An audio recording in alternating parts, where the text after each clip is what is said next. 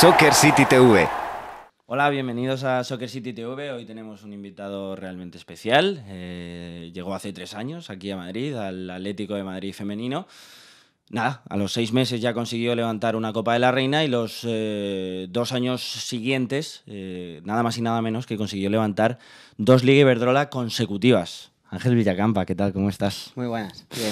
Vamos a hablar de fútbol, pero vamos a empezar hablando de tu carrera, ¿no? Uh-huh. Hay que ser realista. No creo que cuando empezaste en el tema del fútbol, ahora las cosas han cambiado mucho, no creo que cuando empezaste en el tema del fútbol llegases a pensar que ibas a hacerte famoso o que se te iba a reconocer por el fútbol femenino, ¿no? ¿Cómo llegas, ¿no? ¿Cómo es tu llegada al fútbol femenino y cómo lo conquistas? Porque al final yo creo que en España has llegado a conquistarlo. Bueno, pues sinceramente para nada pensaba hasta dónde hemos llegado. Sí teníamos unos objetivos muy claros cuando llegamos de que creíamos que teníamos que ser cada día mejores y sobre todo poner al Atlético de Madrid en el lugar que le correspondía. Pero bueno, te tengo que decir que no sé si me llega un poco casi por casualidad.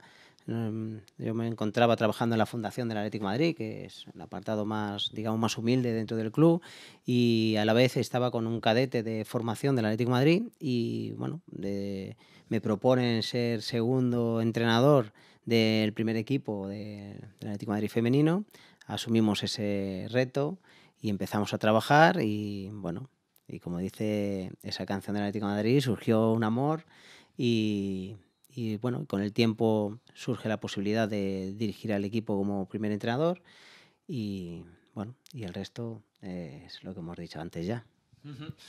Son 15 años en los que el Atlético de Madrid, independientemente de que hubiese trabajado bien o hubiese trabajado mal, no había conseguido el éxito, ¿no? Bueno, tú llegas y se consigue realmente pronto esta etapa moderna del fútbol femenino, en la que además ha coincidido justo tu llegada con un boom muy importante, ¿no? También muy importante el feminismo, la lucha de los derechos de la mujer, igualdad, pues eso ha ayudado, ¿no? Y pues al final llegas y lo que consigues es, en los primeros 6 meses te encuentras un equipo, ¿no? Bueno, tú ya lo conocías, supongo, Eso. evidentemente, pero te encuentras un equipo al que consigues hacer ganador. Y lo haces frente al Barcelona, que económicamente tiene muchísimas más posibilidades, especialmente en aquel momento, pero consigues competir con una plantilla relativamente parecida a la de ahora. Se han mantenido futbolistas, pero que en aquel momento no estaban rindiendo, ¿no? ¿Qué es lo que consigues hacer en tan solo 6 meses para llegar a competir al Fútbol Club Barcelona en la Copa de la Reina y conseguir levantarla? Bueno, quizás yo creo que un poco lo que empezamos a introducir era el cambio de amateur a profesional, el sentir cada entrenamiento, cada partido como realmente, como si fuese el último, que ese eslogan lo tenemos muy identificado dentro del Atlético de Madrid. Y sí, actualmente hay jugadoras todavía de aquella plantilla, de aquella primera plantilla, que ya se sentía y se notaba de que algo estaba sucediendo dentro del club, que algo estaba sucediendo dentro de esas jugadoras, porque empezamos con un 0-0 contra el Barça, el primer partido que dirigí, y ya fue especial ganar al Barcelona en su casa 0-1 cuando quedaban 2 jornadas para el final de la Liga. Y bueno, empezamos a preparar con mucho tiempo a muerte esa competición de la Copa de la Reina. Sabíamos que era una posibilidad para nosotros de empezar a demostrar, de reivindicarnos, de que sabíamos de que antes de pedir había que demostrar y que teníamos una posibilidad en una competición corta, pues si la preparábamos bien, de poder cambiar un poco la historia. Bueno, tuvimos esa suerte. Y a partir de ahí creo que ha sido todo un poco más fácil. La siguiente temporada fue en la que se conquistó aquella liga, ¿no? Aquella primera liga. Aquel equipo, evidentemente, ya todavía se parecía aún más a lo que es a día de hoy, especialmente al que consiguió la segunda liga.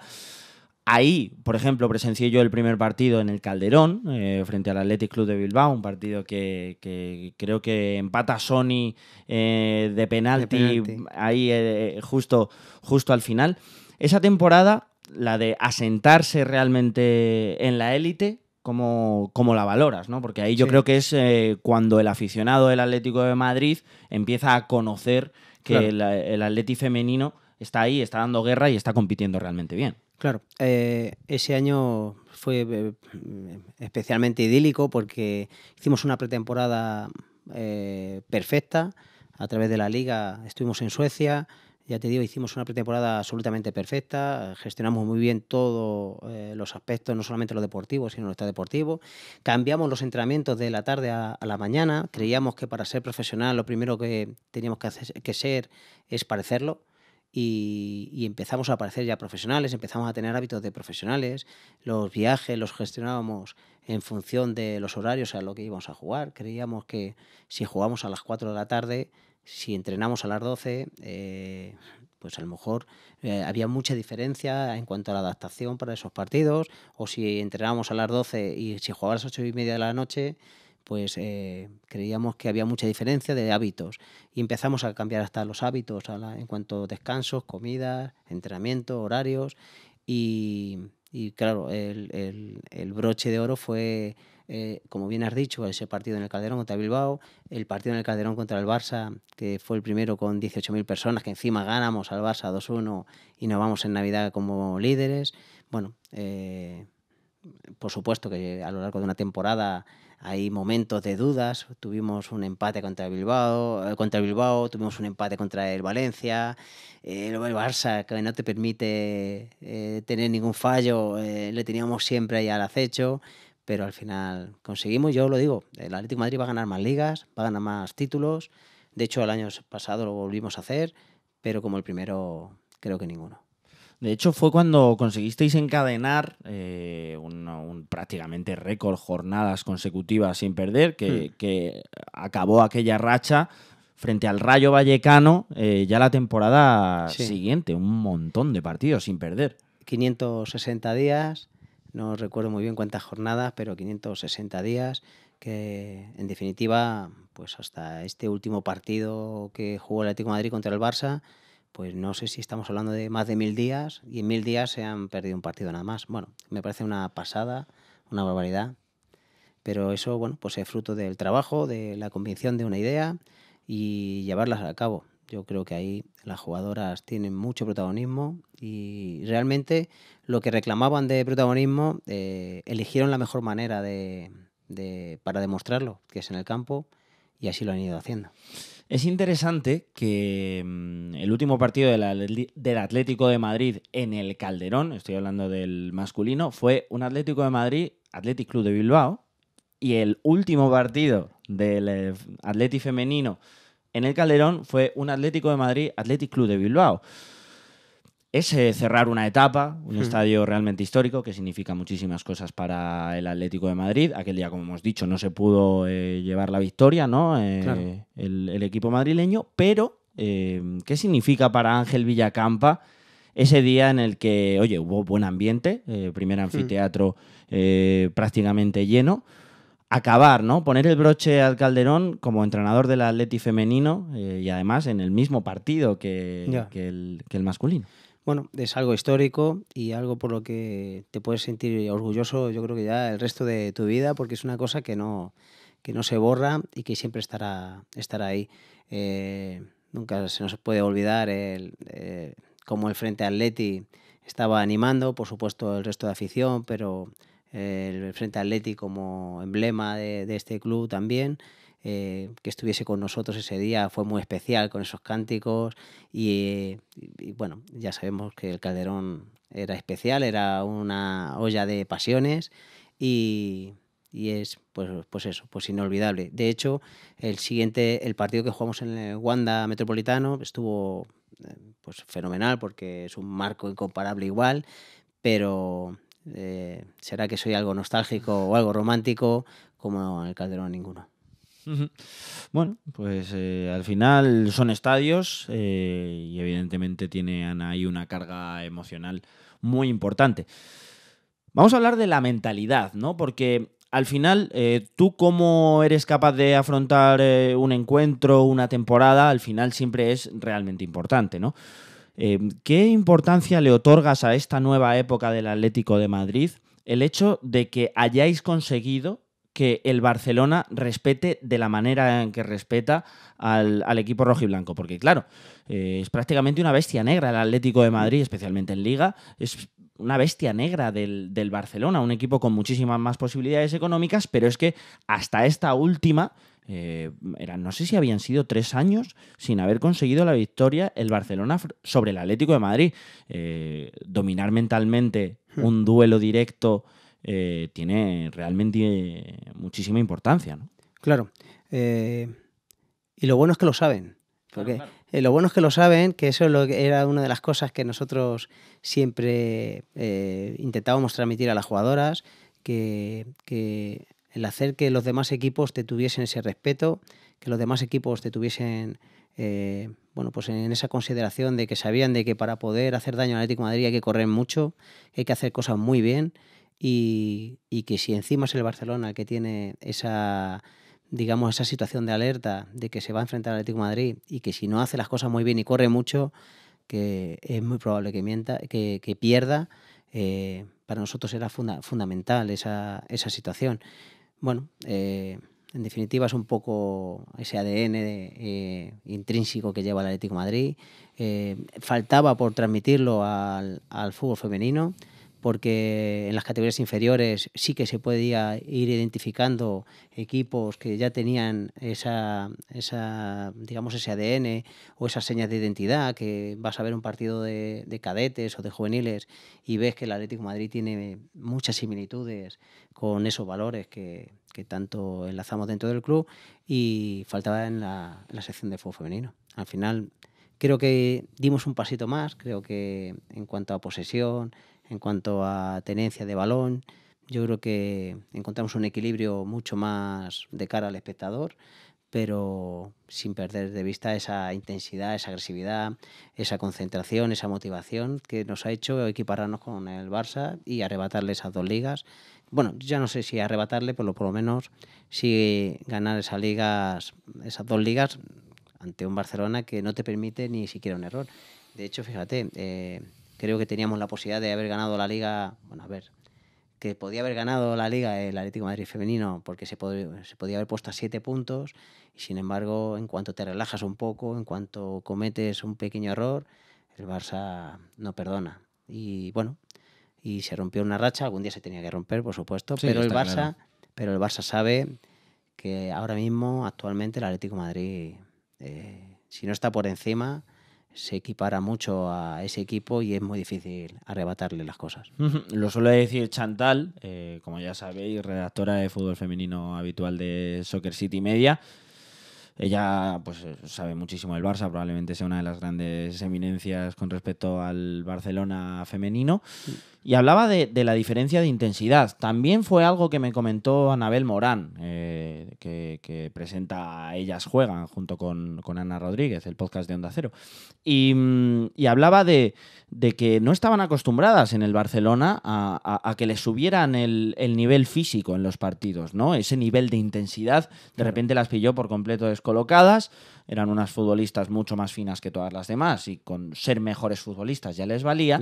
Y sin embargo apareció el Atlético de Madrid, un equipo que te mete el cuerpo, un equipo que te presiona, un equipo que te molesta, un equipo que te hace falta, un equipo que juega un poquitín más al límite, y el Barça mentalmente se desmorona. Claro. Fíjate que hasta entonces se cumplía ciclo de tarjetas amarillas, pero eran por protestar. Empezó Mapi a anticipar, empezó Mapi a meter el pie, por poner un ejemplo, o lo podía poner con Kenty o con cualquier otra jugadora que empezó a darle esa intensidad, esa agresividad, que no tiene por qué ir regañado con el trato de balón, con el entendimiento del juego, sino que se pueden compaginar perfectamente. Y bueno, empezamos a visualizar a un equipo donde defendía mucho mejor hacia adelante que regresar para defender a posiciones de inicio, donde un equipo que, como tenía mucho el balón, hacía esa presión tras pérdida tan agresiva y en campo del rival, y que a la vez no le importaba que le presionasen, porque tenía esa capacidad de sacar el balón. Bueno, realmente como entrenador, lo que encontrábamos enfrente en cuanto al equipo cuando se plantaba a jugar de esa manera, pues te sentías de una forma, sobre todo muy orgulloso de que esa idea que en un día podía haber surgido, pues se estaba plasmando en el campo.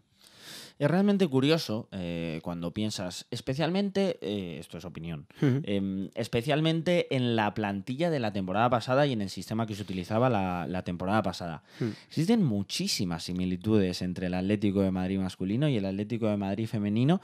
Por ejemplo, el sistema era bastante similar, digamos un 4-4-2 con Sonny enganchando, Sonny haciendo de Griezmann, digamos, ¿no? Con un doble pivote, con Messi y con Cazzi, que es lo mismo que se conforma en el Atleti masculino, con una jugadora de banda, pero con otra que es un poquitín más interior, como era Ángela, que ya pasaremos luego a hablar de Ángela. Estas similitudes son realmente curiosas y ya cuando encima caes en Diego Costa y en Luzmila, prácticamente te da todavía más la razón. No sé si esto es casualidad, si esto tiene algo que ver o simplemente se dieron las circunstancias para que fuese precisamente el mismo sistema o una idea de juego muy parecida la que potenciase a las futbolistas que tenías. Bueno, yo creo que ha sido un poco de todo. Por supuesto, lo primero son las características de las jugadoras. Eso para empezar. Pero sí es verdad que empezamos el año pasado manejando diferentes sistemas en función de, claro, de esas posibilidades con las jugadoras, pero al final es las propias jugadoras, es el propio equipo el que se va adaptando a una serie de jugadoras y encontramos un dibujo táctico en el cual creo que era donde más se podían exponer todas las capacidades suyas. Con Corredera, que aparecía por izquierda, Kenty, que creaba superioridades numéricas por derecha, con dos centrales como Menayo, con salida de balón con pierna izquierda, y Pereira con esa capacidad de rectificar y de salida de balón. Messi, Cazzi, que nos daban equilibrio por dentro y ayudas permanentes a lo que pudiese suceder por fuera. Y por supuesto, pues Sosa desde izquierda, manda con derecha, y las dos puntas que, claro, como Sonny bajaba tanto a intervenir por dentro, pues a veces ese dibujo se podía transformar un poco en un 4-2-3-1, incluso a veces lo transformamos en un 4-3-3 a la hora de hacer la presión. Bueno, la verdad que las capacidades de las jugadoras nos permitían mover muchas fichas, incluso sin cambiar de nombres, podíamos modificarnos dentro del campo y eso como entrenador es un auténtico lujo. Al final, para ganar una liga tienes que tomar muchísimas decisiones. A lo largo de una liga se puede ver cómo muchísimas cosas son determinantes. Eso me parece realmente interesante. Al final, el Atlético de Madrid gana esta última liga, pero la idea de equipo que existía al inicio de temporada poco tiene que ver con ese equipo, ese 11 tipo que acaba la temporada, los 10 últimos partidos aproximadamente, prácticamente sin rotaciones, ¿no? Pero no tiene nada que ver. Por ejemplo, Carmen Menayo no empieza jugando y acaba siendo titularísima. Digamos que juega por encima de Marta Cazalla, que había tenido más minutos al inicio. Al final, Ángela Sosa cae a banda izquierda, que fue un fantástico descubrimiento. Marta Corredera pasa del centro del campo o de ser una futbolista más ofensiva a jugar en banda izquierda, ya deja de jugar Jucinara. Ahí ocurren muchísimas cosas, ¿no? ¿Cómo valoras el hecho de que a lo largo de una temporada, cuando no tenías del todo claro al inicio cómo conformar el equipo, qué cantidad de decisiones, qué cantidad de cambios de posición, y al final el equipo funcionaba de auténtica maravilla, jugaban de memoria? A ver, claro, lo que primero tenemos que ser los entrenadores es tener una mente muy abierta y sobre todo intentar detectar, observar y analizar qué es lo mejor, no para nosotros, sino lo mejor para el equipo. Empezamos con una idea, obvio, porque ¿sabes lo que pasa? Que cuando ganamos la primera liga, sabiendo que íbamos a tener, la mayoría de las jugadoras tenían contrato en vigor, lo primero que se nos ocurre por la mente es ¿y ahora qué? Como ahora sabemos que el Barça, con el fichaje de Martens, con el fichaje de Dugan, se llevan a Mapi. Claro, la pregunta es obvia. ¿Ahora qué hacemos? Ahora hay que reinventarse, porque si hacemos lo mismo, no sé si nos pasará lo mismo, pero es probable que seamos previsibles. Entonces intentamos probar situaciones con jugadoras que habían llegado, nuevos sistemas, que a ver si nos podían dar alternativas a lo que ya teníamos, sin perder la esencia, siempre sin perder la esencia, porque no podíamos cambiar el ADN de las jugadoras, porque no podemos estar 20 meses diciendo hacia adelante o vamos a hacer esto y ahora vamos a empezar a hacer, creo que era contradictorio eso, entonces intentamos modificarnos algo con lo que teníamos sin perder esa esencia. Pero al final las jugadoras se van poniendo, se van quitando, van demostrando, van aprovechando oportunidades y por eso digo que los entrenadores tenemos que estar atentos a esas situaciones y tomar decisiones que creamos que es lo mejor para el equipo. Bueno, yo creo que el equipo era un placer auténtico verle jugar, cómo funcionaba, cómo se equilibraban y cómo hacían juego de pares por fuera, por dentro. Bueno, tenemos ciertos análisis del equipo en diferentes facetas y se puede, bueno, ellas, sobre todo ellas, tienen que estar muy orgullosas de todo lo que han conseguido porque no es fácil, nadie les regaló nada. Metimos a una entrenadora personal este último año, para donde antes entrenábamos 1 hora y media, ya entrenábamos 3 horas, hacíamos trabajos de fuerza individualizados, hacíamos trabajo por posiciones de forma individualizada, no solamente los 90 minutos de la sesión a nivel grupal, sino que también hacíamos trabajos desde el puesto y para el puesto, y todo eso pues ha hecho que las jugadoras tengan más títulos, tengan un mejor contrato y el Atlético de Madrid femenino esté donde tiene que estar. Pues arriba.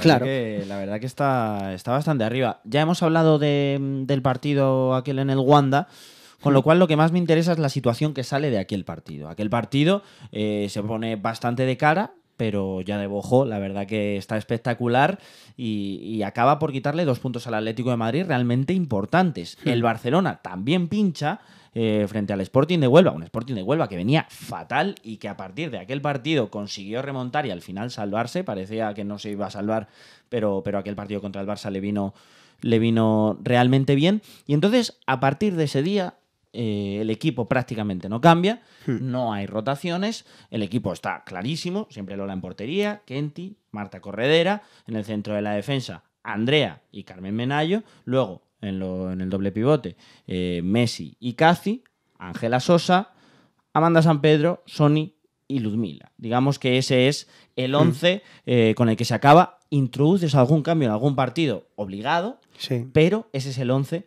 con el que acabas la liga y bueno, sí que es cierto que poco que reprochar en ese sentido. Evidentemente no hay rotaciones, pero al final todos los partidos eran finales y se ganaron todas. Claro, a ver, había que tomar una apuesta. Introducíamos a veces la variante con Esther en función de... porque creíamos que, por ejemplo, Ludmila en espacios reducidos es menos Ludmila o presenta menos todas sus capacidades, y con Esther introducíamos esa posibilidad porque Esther tiene gran capacidad asociativa, tiene un gran remate un gran juego aéreo, y por ejemplo en el partido de Granadilla ella fue fundamental para que ese 0-4 subiese al marcador porque hizo un grandísimo partido.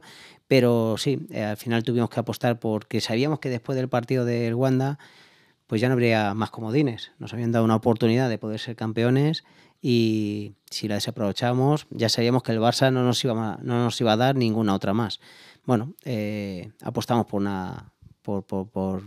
intentar tener los menos fallos posibles, por intentar jugar ese, no sé si decir, de memoria, pero a pesar de que eran las mismas jugadoras, a veces sí que introducíamos algún tipo de variante táctica en función del rival, en función del campo, en función de necesidades propias, y a lo mejor pues alguna jugadora partía más de dentro o de fuera, pero sí, optamos por una decisión que por supuesto si no hubiese salido pues habría que haber dado la responsabilidad o las respuestas pertinentes, pero bueno, creo que nos salió bien y el objetivo se cumplió. El objetivo se cumplió, se consiguió ganar la Liga, se ganaron todas aquellas finales, no se dio opción a un Barcelona que hizo los deberes también de manera fantástica. Pero hay un pero en todo esto, claro. Que es en estos 2 últimos años el Atlético de Madrid ha crecido muchísimo, también lo ha hecho en Europa, pero ha quedado evidenciado que el nivel del Atlético de Madrid todavía está muy por debajo de grandes equipos europeos. Evidentemente, estamos hablando de que el objetivo es llegar a competir con ellos, ¿no? Pero la diferencia es realmente notable y, bueno, a efectos mediáticos, una derrota tan dura especialmente como la de la vuelta contra el Wolfsburgo el primer año, también la vuelta contra el Wolfsburgo este último año, este partido que tenemos aquí colgado, pero ese marcador tan desfavorable, ya todo lo que sea que te metan 10 goles, pues es duro y más todavía todavía peor. ¿Cómo lo ves tú esto? ¿Lo viste como una fase de aprendizaje? ¿Lo viste como un mal día que hay que olvidar? ¿Crees realmente que la diferencia es tan grande? No, la diferencia no es tan grande, hay mucha diferencia aún. Fíjate que con mucho menos presupuesto, el año pasado perdimos de 12, sí, claro, pero este año hay mucho más presupuesto, mucho más, porque al ganar 2 ligas el club ha apostado más por la sección, hay mucho más presupuesto, por eso ha venido Jenny, por eso ha venido Olga, y aún así estamos hablando de una eliminatoria de 10-0 en el global. Pero el mensaje de este año ha sido mucho más beneplácito porque se ha hablado de camino, de formación, que me parece fenomenal. El año pasado creo que fuimos demasiado crueles con el equipo porque realmente hemos ganado 2 ligas nada más. Eso te permite tener un puntuaje a nivel europeo bastante bajo, por eso vas al bombo 2. Si vas al bombo 2, lo normal es que te toque a algunos equipos fuertes del bombo 1. Nos tocó el Wolfsburgo. No hay esa diferencia del día del 12 porque eso creo que se juntó todo un poco de un mal día, de que a ella le salió todo, porque al final el Wolfsburgo es un equipo que genera muchísimas situaciones, que a veces fallan goles incomprensibles casi debajo de palos y a lo mejor el resultado no es tan abultado, pero es un equipo que te avasalla, te pasa por encima, sobre todo a nivel físico y táctico, pero mira, yo creo que el mensaje de este año era el que tenía que haber habido el año pasado, que este era el camino.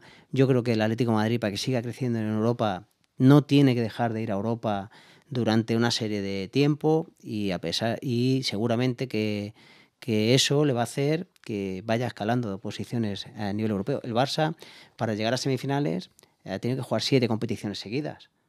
Bueno, esta es la segunda vez seguida que vamos. Yo es que en fútbol no entiendo nada de inmediatez, entiendo de procesos, entiendo de que todo necesita un tiempo para adaptarse y para conseguir cosas.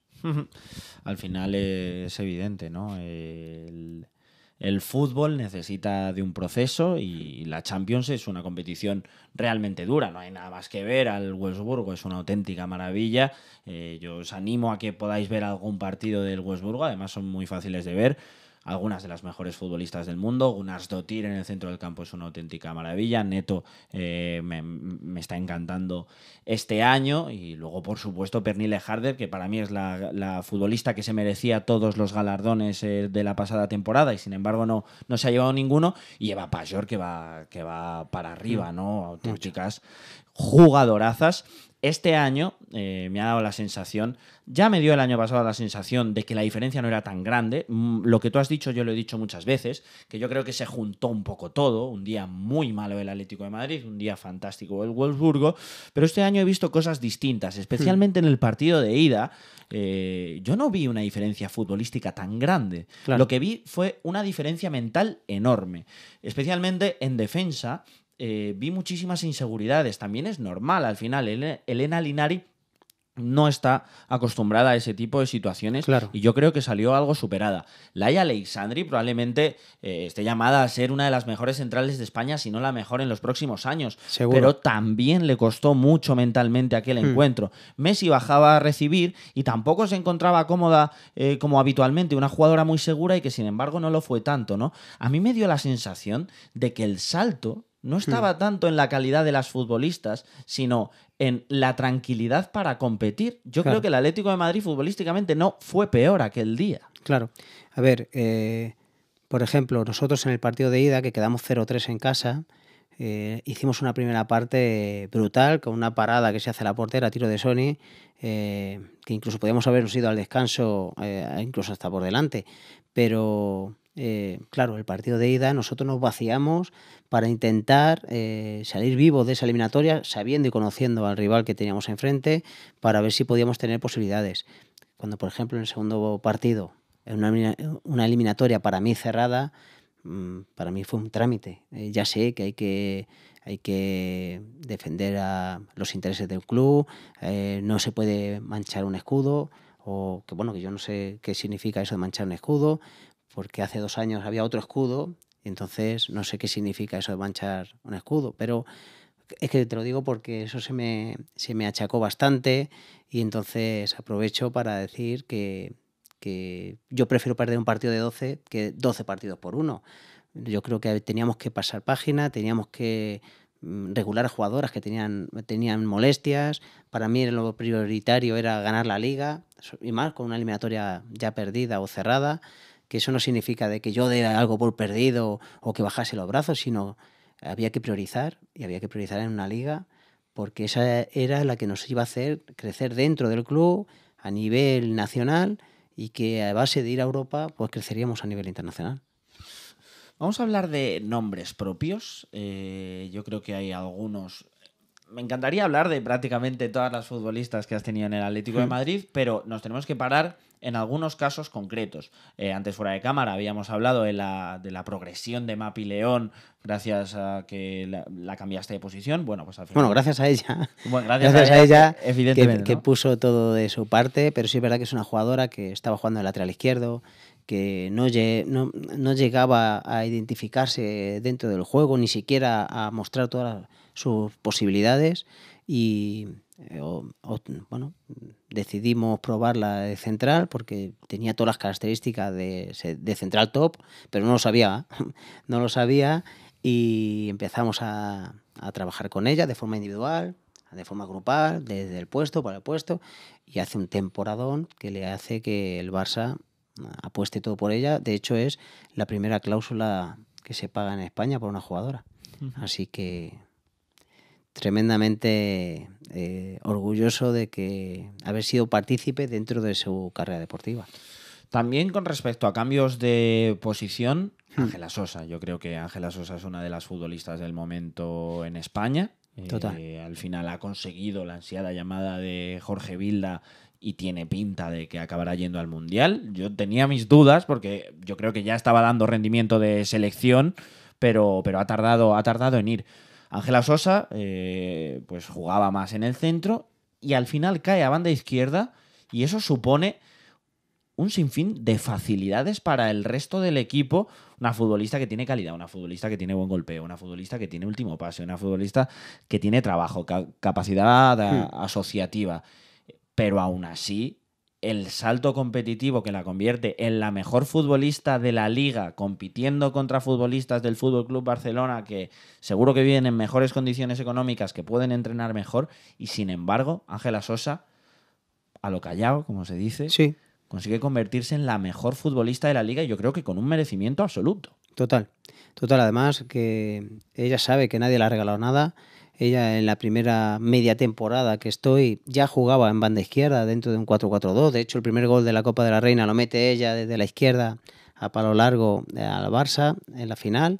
El siguiente año que ganamos la primera liga, ella empieza jugando, sale del 11 porque creíamos que le faltaba un punto de esa agresividad que estábamos reclamando, porque por supuesto su golpeo de balón es distinto, es definitivo, por así decirlo, y sobre todo es muy por encima de la media. Pero nos faltaba ese punto de agresividad. Termina jugando la liga. De hecho, juega en el mini de titular el día que ganamos yo creo que prácticamente ganamos la liga ahí, aunque luego faltaba el partido de la Real Sociedad, que también lo juega de titular, por supuesto, y ya el año pasado fue el año de la consagración total. Se hace indispensable desde la pretemporada, desde el torneo del COTIF, que agarró la responsabilidad de que tenía que dar ese pasito más, gana ese punto de agresividad a su gran juego técnico y táctico, y entonces se hace indispensable. Y el resto, pues como tú bien dices, para mí ahora mismo es la jugadora la que está en mejor estado de gracia, y la que está obteniendo un resultado muy por encima para mi opinión, del resto de jugadoras. Al final yo siempre distingo entre ser el mejor futbolista o ser el que mejor juega al fútbol. Probablemente Ángela Sosa no sea la mejor futbolista, pero es la que mejor está jugando al fútbol, ¿no? Otro nombre propio, importantísimo, este me interesa muchísimo, personalmente, para mí, y no lo he leído ni lo he escuchado tanto. A mí me parecía Sonia Bermúdez, ¿Sí? la mejor futbolista de la liga la futbolista que más talento tenía, con una diferencia abismal. Más que nada por esa sensación que ofrece a lo largo de los partidos de que se jugaba realmente a lo que a ella le apetecía en el momento en el que ella recibía el balón. Yo no sé, como entrenador, a mí me da la sensación de que entrenar un talento de ese tipo tiene que ser algo prácticamente irrepetible. Claro, es una jugadora, para mí es la pieza clave para el cambio de la historia del Atlético de Madrid. Eso lo digo, lo diré y lo seguiré diciendo. Y encima ya porque, estaba, o sea, ya era mayor, o sea, ahora sí, mismo sigue jugando al fútbol, pero es que es una futbolista muy veterana. sí, pero a ver, ella venía de un Barcelona donde la ubicaban por fuera. Ella a lo mejor ya no tenía ese uno contra uno en esa situación de fuera como si fuese extremo. Su condición de zurda, bueno, pues en el Barcelona quizás tanto eso de la situación esa de Messi partiendo de banda derecha como era zurdo para adentro. Pero bueno, Sonia es Sonia, Messi es Messi. No tendría nada que ver. Para nosotros, en este caso para mí, creía que Sonia iba a ser mucho más por dentro, con libertad. A partir de ahí pues empezamos a ubicarla en ese 4-4-2 con libertad, o 4-2-3-1, o incluso 4-3-3 arriba en punta y ella alternando situaciones por dentro, o con Esther cuando jugaba en la primera liga y alternaban, una estiraba, otra bajaba a recibir. Bueno, creo que Sonia es clave porque entiende el fútbol, entiende el juego, sabe ubicarse, sabe buscar sus sitios intermedios en zona de nadie para poder recibir, para encarar, tiene último pase. Por supuesto, ha sido un lujo dirigirla. No es fácil, ¿eh? No es fácil. Ya me imagino, sí, tiene pinta de ser una futbolista particular y con un carácter realmente fuerte. Tiene su personalidad, pero mira, te puedo decir que tengo una relación excelente con ella. A pesar de la distancia, seguimos teniendo comunicación. Sabe que a mí me tiene para lo que necesite y yo sé que igual en su caso. Y por eso te digo que no es fácil llevarla, que el día a día ha sido complicado, pero al final siempre todo lo que hemos hecho ha sido buscando el beneficio de un equipo, y creo que los dos podemos estar bien tranquilos y satisfechos que lo hemos conseguido. Vamos a ir cerrando capítulo Atleti, pero hay una cosa que es absolutamente reseñable, para mí absolutamente histórico. En la celebración de la Europa League del Atlético de Madrid, pues no solo fue la celebración de la Europa League del Atlético de Madrid, de hecho, el primer autobús que entra es un autobús pintado de Atleti femenino, campeonas de liga, y entraron en un Neptuno absolutamente abarrotado, donde se pudieron dar el mismo baño de masas que los chicos y disfrutar de algo absolutamente histórico e inolvidable.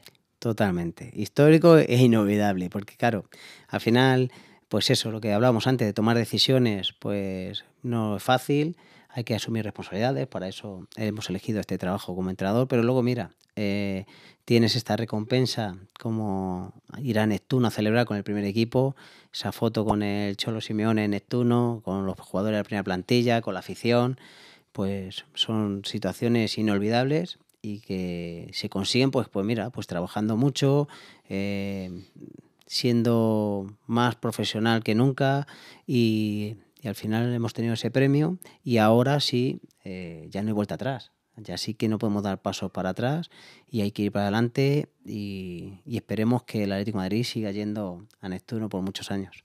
En esta línea, justo estamos teniendo esta entrevista cuando está más candente que nunca el debate de si Amanda Sampedro debe estar en el Paseo de las Leyendas. Para mí no hay ninguna duda. Amanda Sampedro es mucho más leyenda del Atlético de Madrid que muchos de los nombres que hay en el Paseo de las Leyendas, ¿no? Yo creo que con esto no hay duda. Ese paso hay que empezar a darlo ya. Pues creo que sería muy bonito y sobre todo un reconocimiento a una jugadora, a una trayectoria, y que por supuesto creo que se merece desde el corazón, de que se merece esa situación, porque representa, ya lo he dicho en más medios y lo he dicho anteriormente y lo vuelvo a decir, creo que representa y escenifica los valores del Atlético de Madrid perfectamente, y por supuesto una placa para Amanda, claro. Está claro, Amanda Sampedro. Y no solo Amanda Sampedro, yo la verdad que cuando escucho a Amanda Sampedro digo, hombre, pues Ángela Sosa, Lola Gallardo, Sí. hay muchas futbolistas en el Atleti femenino que merecen formar parte de ello. La verdad que me encantaría seguir hablando del Atlético de Madrid y de otras muchas circunstancias y futbolistas que serían reseñables, pero quería pasar un poco más para terminar al panorama general que existe con el fútbol femenino. Mm. La primera pregunta que yo te quiero hacer es, tú desde tu posición, Sí. ¿cómo crees que nosotros, como medios, podemos ayudar a las futbolistas, al fútbol femenino, a crecer, a que cada vez sea más digno? Sobre todo eso, ¿cómo nosotros podemos Mm. luchar para que las futbolistas tengan sueldos dignos, tengan contratos que realmente sean aceptables, y que la situación del fútbol femenino cada vez mejore más? ¿Qué podemos hacer nosotros? Bueno, yo creo que estamos en el camino. Esto hace unos años era impensable que la Liga de Fútbol Femenino tuviese un sponsor como es Iberdrola, que tuviese el respaldo de la Liga de Fútbol Profesional, de la AFE, que las jugadoras tuviesen entrevistas, que se televisasen 4 partidos cada fin de semana. Yo sigo pensando que creo que estamos en el camino idóneo y que ahora es el momento de demostrar, porque poco a poco, imagino que en breve habrá ese convenio de fútbol femenino que se está peleando por él, Importantísimo. importantísimo, claro, y todo eso pues tiene que tener una base en cuanto a que, ya que nos ponemos en la pole y a exigir, hay que demostrar, es que es el momento, porque ahora la gente está apoyando, ahora la gente está dando notoriedad al fútbol femenino y entonces yo creo que hay que aprovechar ese momento y pienso que más adelante va a haber mucho más, seguro. Venimos de un año realmente magnífico. Yo creo que el 2018 ha sido sin duda el año del fútbol femenino y en el que además España, especialmente las categorías inferiores, se ha metido de lleno en la élite mundial del fútbol femenino, levantando un europeo sub-17 con Toña Is, un fantástico trabajo. Luego llega el verano, europeo sub-19, se consigue levantar también fantástico trabajo. Luego llega el Mundial sub-20, te quedas a las puertas, hasta el gol de Japón en la final. España es manifiestamente superior y con el gol de Japón se viene abajo. Bien, es cierto que tenía muchas dudas y tenía pocas alternativas ahí para elegir e intentar cambiar el partido. Y finalmente ese Mundial de Uruguay que consigue llevarse la selección, ¿no? Con lo cual estamos hablando de un nivel realmente increíble en las categorías inferiores del fútbol Total. femenino. En cosa de 10 años, el fútbol femenino español ha pasado de ser, pues la verdad, uno más del montón, a ser pues el mejor equipo del mundo en categorías inferiores. Vamos, creo que no hay ninguna duda. Pero ninguna duda. Y es más, aventuro a que este año la selección española pues, va a hacer algo importante, seguro. Obvio que Bilda no lo va a decir, pero porque no tienen no tienen presión El ninguna. 0-0 contra Alemania ya habla de muchas cosas. Alemania, top 2 mundial. Claro. Y bueno, en un amistoso, pues al Claro. final te plantas 0-0, oportunidades para los dos equipos, partido igualado y competido. Sí, sí. Y además, hace poco también ganaron a Holanda y si me apuras, pues en el europeo, pues quizás ciertos detalles no nos permitieron llegar más lejos, pero sí pienso que ahora mismo tenemos la tormenta perfecta. Hay una generación de futbolistas muy importante, con un nivel muy óptimo y con unas condiciones brutales y creo que este año puede ser un año histórico en todos los niveles y sobre todo que, como bien tú has dicho y comparto eso, que es el año del fútbol femenino. Uh-huh. Al final te pones a mirar cuáles pueden ser las 11 futbolistas que conformen el primer 11 de Jorge Vilda en el Mundial de Francia, que no queda nada. Yo creo que a este Mundial le viene fantásticamente, le llega en el momento en el que necesita el fútbol femenino en España, justo cuando está creciendo. Este Mundial puede ser un escaparate realmente brutal, con un nivelazo futbolístico, una de las mejores porteras del mundo como Sandra Paños, la defensa de Barcelona, ex de Atlético de Madrid, Andrea Pereira y Mapi León, y luego en el centro del campo tienes muchísimas opciones, en la delantera tienes muchísimas opciones, un equipo yo creo que muy completo, del que prácticamente se saben cuáles van a ir, pues habrá en duda 2, 3 futbolistas, pero más o menos se sabe quiénes van a ir, con lo cual un papel en el que, bueno, yo creo que es pronto, ¿no? Yo creo que España todavía es una selección muy joven como para decir vamos a pelear por cosas grandes, Pero oye, yo me pongo a ver el nivel y Francia está muy bien, lógicamente. Alemania es una selección muy fuerte. Estados Unidos. Pero España puede aprender a hacer cosas grandes en este mundial. Seguro, y sobre todo por esa plantilla que estamos nombrando, que seguramente haya 2 o 3 dudas que tenga el seleccionador, pero que la mayoría podríamos decir y asegurar que un 80% de las jugadoras que van a ir, y esas jugadoras están muy preparadas para competir con cualquier selección, y me imagino que como en todas estas competiciones se definirá por pequeños detalles, y esos detalles quizás pues esperemos que equilibren la balanza un poco hacia el lado de España, porque sigo y estoy convencido de que este año puede ser el año de España en el Mundial, y quizás eso sería la gota que colme el vaso para asentar de una vez por todas al fútbol femenino. Mundial de Francia, por supuesto, en Soccer City Media vamos a estar a tope con ello. Hicimos retransmisiones mundialistas en su momento, pues tiene toda la pinta de que volveremos a hacer retransmisiones mundialistas también en el Mundial de Francia. La verdad que ha sido un auténtico placer hablar con Ángel Villacampa. Todavía tiene que hablar de una cosita más, hacer un anuncio muy especial, pero eso lo dejamos ya para un vídeo. Os dejamos el link en la descripción para que vayáis para allá. De verdad, es un anuncio muy importante, pero hasta aquí este repaso, ¿no?, a la carrera de Ángel, al Atlético de Madrid femenino, que ha cambiado un poco el panorama futbolístico en España. De verdad, un auténtico placer haber hablado contigo de fútbol. Y ya sabes que aquí Soccer City TV, Soccer City Media, soccercity.es es tu casa para que vengas cuando quieras. Muchísimas gracias, para mí es un auténtico placer, así que gracias a vosotros. Bueno, pues hasta aquí esta charla distendida que hemos tenido con Ángel Villacampa. Ya te digo, vete al link de la descripción que tiene una cosa interesante que contarnos. Adiós.